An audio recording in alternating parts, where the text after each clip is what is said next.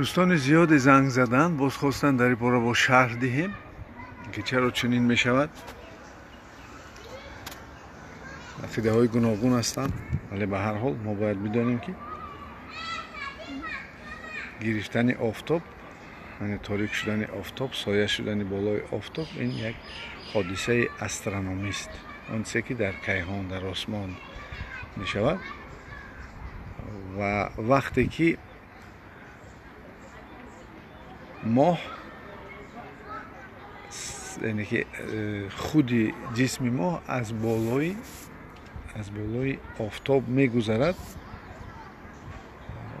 و اگر ما این نزدیکتر باشیم به ماه، شاید که ما این چیز رو کلانتر ببینیم. من گرفتن آفتاب را پورا ببینیم و زیادتر دوام کند. و اگر ما دورتر باشیم از ماه، اون وقت ماه پورا آفتاب رو شاید گرفتن نتواند، بالای آن رو سایه کردن نتواند. ولی همین خیلی درست حساب کتاب کرده است آفریدگار که مسافه بین زمین، مسافه بین ماه و مسافه بین آفتاب، که همین خود جسم خردکه که ماه که 6 مرتبه از زمین خرد است و زمین 1 میلیون مرتبه از آفتاب خرد است، سایه میکند بالای آفتاب را و ما امروز شاهد این حادثه میشویم. این نشاندهی قدرت آفریدگار است که خودش گفته است که حساب کتاب درست کرده است در تنظیم ساختمان کیهان و آن را بیهوده نساخته است. و البته ما باز میبینیم اندکی تاریکی هست، بعضی را شاید یک احساسی وهم هم فرا گیرد، چون که این حادثه واقعه های با کسانی وقتی میشوند و چیزهایی میشوند که آنها نهایت کلانند، بزرگند و مهمند در زندگی ما و شما، شاید این چیز احساس پیدا شد. ولی ما باز با چشم عقل می‌نگریم یه حادثه عادی استرونومی هست. با یاد بیاریم که ابوعلی ابن سینا در این مسئله گفته بود که حساب کتاب کرد گردش آفتاب و گردش ماه و گردش زمین را و به خلاصه آمد که انا همین ساعت آفتاب گرفته می شود و مردمی که اون دوره تصور کنید که جهالت بود، مردم سواد نداشتند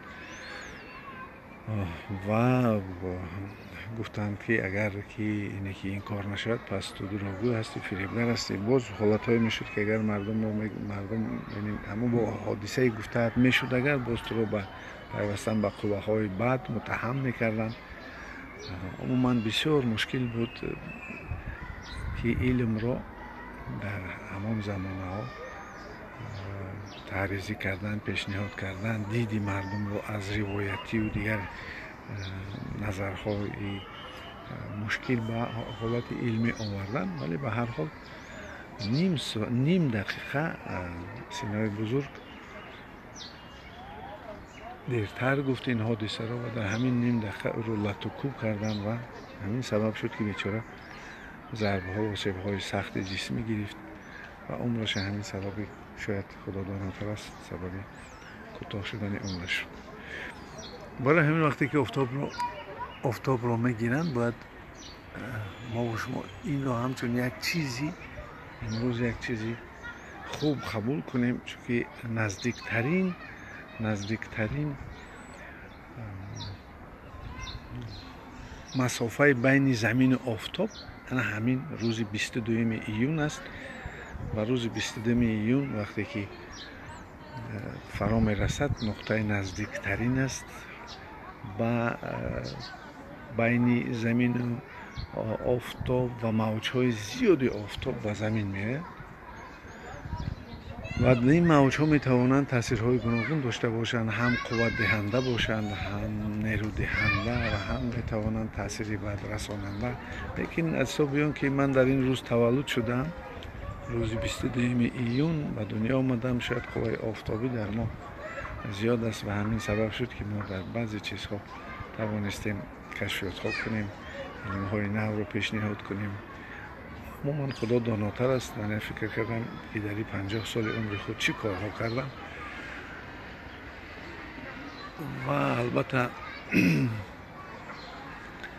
باز امید دارم که یکنم آنها را نشر کنیم، انتشار کنیم، این علم هایی که ما تا این وقت استفاده بردیم. و خود گیتلر هم در همین روز هجوم کرد به حکومت شروع از حساب کتاب آسمانی، استرونومی، و فکر کرد غلبه میکند. از غلبه نکرد. از این لحاظ این روز خوب است. اگر که او غلبه میکرد ما میگفتیم که روز مشکل و بد است، ولی این روز خوب است که قوای بد نتوانست که قوای نیک را مغلوب کند. پس شاید تولد ما هم چیزی خوب باشد برای خودمان، برای عموم مردم که ما امروز خدمت میرسانیم آنها را. و در زمان پیش در مسئله آنکه آفتاب گرفته میشد روایت های گوناگون بودن. حتی خود من هم شاهد هستم که در خوردی میدیدیم وقتی گرفتن آفتاب یا ماه چنین عقیده بود که آنها را ملائکه ها از گوش هاشون میگیرن و آنها را عذاب میدهند برای گناه هاشون.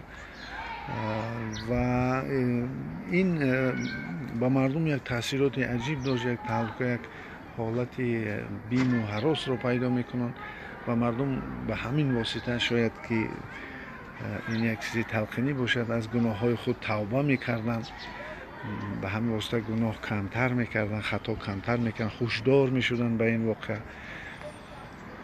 و البته باز میگرفتن در دیگو میگرفتن این سیاهی دیگ رو به همین که وابست میکردن. و این از اسلام نیست، تا اسلامی البته باز چیز دین‌های دیگری بودند، هم دین‌های دیگری که هر یک مکان، هر یک جا یک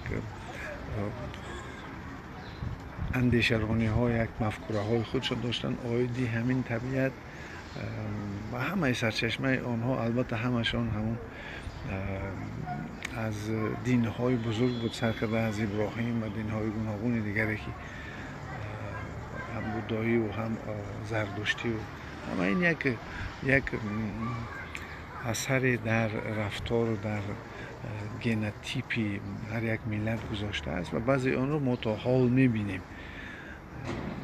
و البته زدن به دیگ و کاسه و زدن و صدا برآوردن و این خبر مردم، یعنی که همین نه همه میتوانستن از گرفتن آفتاب خبر یابند یا که ماهتاب، برای همین به همین واسطه خبر میکردن تا اینکه توبه کنند مردم، تا اینکه برای آفتاب حتی که آمرزش طلب کنند که او رو ملائکه ها سر دهند وقتی که آفتاب و ماهتاب از بالای آفتاب میگذشت یا که آفتاب عموما سایه زمین از بالای ماه میگذشت.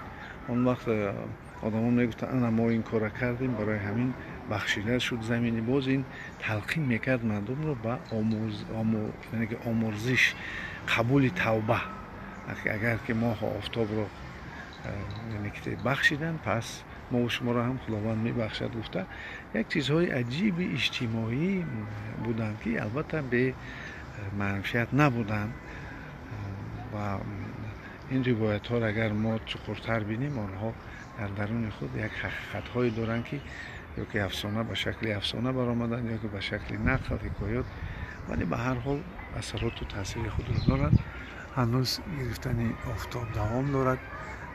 یک پاره آن یعنی پوره ما دیدیم که آفتاب گرفته نشد. شاید در زمین مسکن‌های هست، جاهایی هست در اونجا این چیز پوره دیده میشه. از اخبارات از اینترنت این را دیدن دکو که پوره تاریک میشود و این البته یک بیمی میآورد، چون که ما میدونیم آفتاب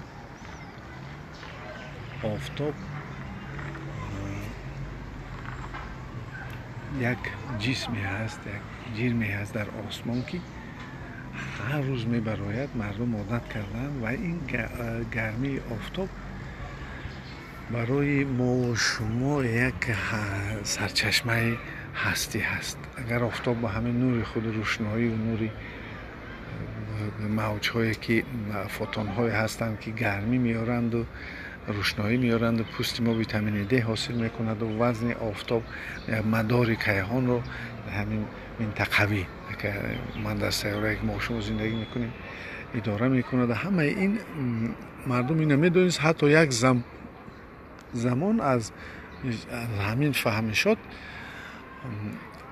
одамон офтобро ҳатто ба худоӣ нисбат медоданд ба меҳр, шед, хуршед, ҳамин чиза ба ки тасвир мекарданд. ва албатта ин фаҳмиши он вақти мардум то ҳамин офтоб рафта буд. яъне ки он тараф аз офтоб сайёраҳо ситораҳо сонитар агар дар ёд бошад, дар давраи иброҳим алайҳиссалом намруд парастиши ситораҳо мекард. яъне ки фаҳмиши он вақт то ситораҳо рафта буд. вақте ки боз давраи замони пайғамбари гиромӣ Муҳаммад саллаллоҳу алайҳи васалам шуд, боз фаҳмиш болотар то арши худо рафт, то яъне ки фаҳмиши васеътар доданд. барои ҳамин ин эволюсияи тафаккури инсон буд ки сар карда аз он ки табиатро худо мегирифт, рӯҳи кӯҳҳо мегуфт, рӯҳи ҷангал мегуфт, рӯҳи баҳрҳо, океанҳо мегуфт. оҳиста оҳиста ёдамон ҳаст ки мардум дар ривоятҳои пешина ҳаст ки ҳатто дарахтони калонро, чизҳои бузургро он вақт як чӣ меҳисобиданд, як қуввае ки метавонад таъсир расонад ба энергетикаву зиндагии онҳо. ва ёд бошад, агар як чизе дарахтони ҷилбанд, яъне ки як қисми ҷилди ҳамон гӯё материяи либосро мегирифтанд, дар ҳамон арчаи ҷилбандон ё ки дарахт мебастанд ва мегуфтанд ки то омадани мо ана ҳамин дарахт ҳамина ёдовар шавад ва як нерӯе шавад ва сонитар болотар ба табиату ба кӯҳу ба баҳру ба бисёр чизҳои дигар одамизод медод, вобаста аз он ки ӯро чӣ иҳота кардааст, тақдири худро мегуфт аз ин ё он чиз вобаста аст. масалан ҷангал ӯро мехӯронд, баҳр мехӯронд, дар кӯҳҳо шикор мекард, замин, бобои деҳқон ва ин фаҳмишотҳо оҳиста оҳиста дар сари инсон, яъне ки муносибати инсонро ба табиат муайян мекарданд. ва ҳамин тавр бисёр вақт табиатро, худи ҳамин атрофи худро одамизод, агар ки бе пайғамбарон гӯем, одамизод фикр мекард ки инҳо худоянд. оҳиста оҳиста васеътар шуд ва аз замин боло рафт то моҳ рафт ва сонитар аз моҳ ба офтоб рафт ва аз офтоб ба ситорагон ва ҳамин барҳам хӯрд, чунки аз он тараф, яъне ҳанӯз то ҳол фаҳмиши инсон болотар нарафтааст. вале мо мебинем ки ҳатто илми ҳозира ҳам аз ғорҳои сиёҳе ки дар осмон ҳастанд ва энергия он ҷо ворид мешавад ва дар илми микромайда ҳаст энергияи торик, яъне нерӯи торик ё торикӣ ё антиматерия, илм рафтааст ва илм дар ҳамин ҷо дар мондааст. дигар он тараф илм рафтан наметавонад. шояд замонҳо биёяд, миллионҳо сол пас инсон агар зинда бимонаду қиёмат нашавад, шояд тавонад ягон роҳашро ёфтан, ё ки аз дар торикие ки баъди зарраҳои хурду молекулаву атом, он тарафтар квант, базони хиггсу заррачаҳои хурду қувваҳои электромагнитӣ ва аз он торикӣ, яъне ки худованд мегӯяд ки ман шуморо аз торикӣ офаридам. ва ҳамин тавр маълум аст ки ин қудратро фақат худо дорад ки аз торикӣ чизе биофарад ва инсон наметавонад аз чизе набуда чизеро бисозад. барои ҳамин ақли инсон худоро фаҳмида наметавонад. метавонад сифатҳои ӯро бидонад, вале онро пурра фаҳмида наметавонад, чунки ин аз доираи фаҳмиши мо берун аст ва худованд дар ҳамон торикӣ, дар пушти ҳамон торикӣ аст ки мо онро фаҳмида наметавонем. ва агар болотар гирем, дар ғорҳои сиёҳе ки дар кайҳон ҳастанд, он тараф ҳам намедонад. ягона касе ки болотар аз инҳо гуфт, ин пайғамбари гиромӣ Муҳаммад саллаллоҳу алайҳи васалам аст ки то яъне ки болотар аз он рафт, фаҳмонд ва мо модели ана ҳамин кайҳонро аз гуфтаҳои пайғамбари гиромӣ сохтем. илми ҳозира модели осмони якума додааст, мо модели пурраи кайҳона додем ки дар ки навиштаҷотҳои мо ин чиз ҷо дорад ва ба наздикӣ худо хоҳад мо ин чиза ба шумо پیشکش میکنیم که کیهان مدل پوره آن چه خیلی هست و خدا با داناتر است در این مسئله. ما میدونیم که آفتاب گازی هست، یک ستاره هست، ستاره گازی هست و این سوزش کلان در او به وجود میاد و از حساب تدقیقات های یعنی گذرانده رنگینی آفتاب خواص خود را دارد. بالای آفتاب شعله های کلان دارد. اگر یک شعله را بگیریم چند هزار مراتب گرد زمین را میگیرد و خداوند در قرآن آنها را به مانند شترهای زرد گفته است. و گلی هست، آفتاب از گاز گلی هست و در اونجا سوزش کلان و چی طور آفتاب تمام نمی شود، چون که یکم بسیار است. علما حساب کردن 7 میلیارد سال شاید آفتاب تمام شود. سیاره ها مانند آدم، ستاره ها مانند آدم هستند. آنها یک سیکل عمر خود را دارند. در بعضی کنچهای آسمان سیاره ها میترکند، میمیرند، از نو به وجود میآیند. این پروسس پیدایش و ویرانشوی ستاره ها در آسمان هست. ما اگر به درون باطن خود نگاه کنیم، ما از اتم های عبارتیم و کیهان از سیستم های مانند آفتابی عبارت است. 150 میلیون کیلومتر آفتاب از زمین دور است و در 8 دقیقه نور آفتاب به زمین می آید. و از کجا قوت میگیرد؟ همین آفتاب هم غذا میخورد و غذای او قوه‌های الکترومغناطیسی هستند که در درون او کارهای روش‌های پروسس ها یا که عکس العمل ها، ریاکسیون های ترمویدری میگذارد که حاصل میشوند در اون اتم ها و اتم ها سوخته میشن. یعنی که او غذا میخورد و آنچه که همین گاز تمام میشود، اگر این خیلی میبود آفتاب تمام میشد، ولی باز در درون آفتاب هست، در اون ساخته میشود. یعنی که در نتیجه پروسس های عکس العمل های و روش های به زبان علمی ریاکسیون های ترمویدری از ذره ها، از چیزهای خردی که الفا، بتا، گاما و کوانت، بازون، هیگز، قوهای الکترومغناطیسی باز اتم ساخته میشن. اتم مثلا میدونیم هیدروژن ثانیه‌تر 4 تا که شد گل میشد و همین طور آنها ساخته شده، اکسیژن در آنجا پیدا میشد و این سبب آن میشد که ما روشنی میگیریم. یک چراغ بزرگ خداوند ساخته است که امروز همین بزرگی رو نبینید برای زمین ساخته شده است. وقتی عالمان یکم بار آفتاب رو دیدن، اینه که با تلسکوپ های مخصوص توانستن قریب آمده است که آفتاب از تار سایه‌ای مهتاب خلاص شد. وقتی که یکم بار عالمان آفتاب رو دیدن، اکثر عالمان باور کردن، ایمان آوردن به گفته های پیغمبران. چرا که دیدن که یعنی مانند دوزخ از زمینش آتش است، شعله ها دارد، غارهای آتشین دارد، همون سیاهی ها، تاریکی هایی که پیدا می شود و گفتن که اگر آفتاب چنین باشد، پس گفته های پیغمبران هست سیاره ها و ستاره های دیگر که آنها همین طورن عذاب در آدم در اونجا روحش و خودش عذاب داده میشد. شاید اگر که خطا کند، بیرون باشد، قوه بدی رو طرفداری کند. برای همین این یک چیزی عجیب است وقتی که علم به بسیار چیزها روشنی انداخت و علم توانست که بسیار اثبات کند بسیار سخنان پیامبران رو. عالمان زیاد در این مسئله کار کردن و اکثرشون رو توفیق داد خداوند و توانستند باوری کنند به آنکه انسان ابدی است. و البته قرآن خداوند به جز خیرتمندان کسی دیگر نمیفهمد. و ما به همین متن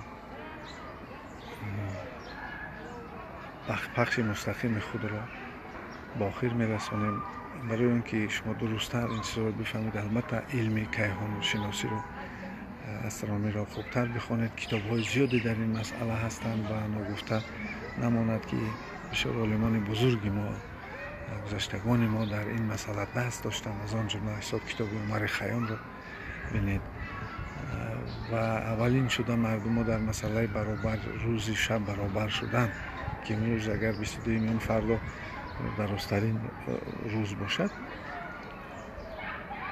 наврӯз яъне ки баробар шудани ана ҳамин шабу рӯз ҳаст. Инро бинед дар ҳикмати мардуми мо ҳаст. Мардум мо инро ба ҷаҳониён пешниҳод карданд. Пас илмҳои астрономии худро инкишоф диҳед, омӯзиш кунед. Мо институти астрофизика дорем. Дар он ситораҳое кашф шуданд ки онҳоро ҳатто Тоҷикистон ном гузоштанд. яъне ки мо як дасти қавӣ дорем, новобаста аз он ки мо дар як ҳолати ҳарчанд масъалаҳои ҳанӯз иқтисодӣ дорем, масъалаҳои бисёр чизҳое ки иҷтимоӣ дорем. фикр мекунам дар натиҷаи давом будани хуб дуруст кардан, инҷобаҷо гузоштани зиндагӣ ва сабру тоқат кардан ва амнияти ватанро тинч нигаҳ доштан ва муросҳо кардан, мадоро кардан, муроват кардан, ҳамаи ин ба он меояд ки мо боз бештар дасти худро дар илм нишон медиҳем ва ҷаҳониён боз аз тафаккури маънавиву илмию фарҳангии мо дарах хоҳанд ёфт. саломат бошед. раҳмат ки шумо ин чизро гӯш кардед аз мо, як сафсатаи моро. вале ба ҳар ҳол бидонед ки ин илм аст ва илм ягона чизест ки одамро халос мекунад. ҳам дар ин дунё халоси инсон дар илм аст ва ҳам дар охират. сипоси беандоза. саломат бошед. метавонед комментарияҳои худро бинависед. бисёр хуб мешуд нуқтаи назари худро ва мо боз дар оянда бештар ва хубтар барои шумо наворҳо тайёр мекардем.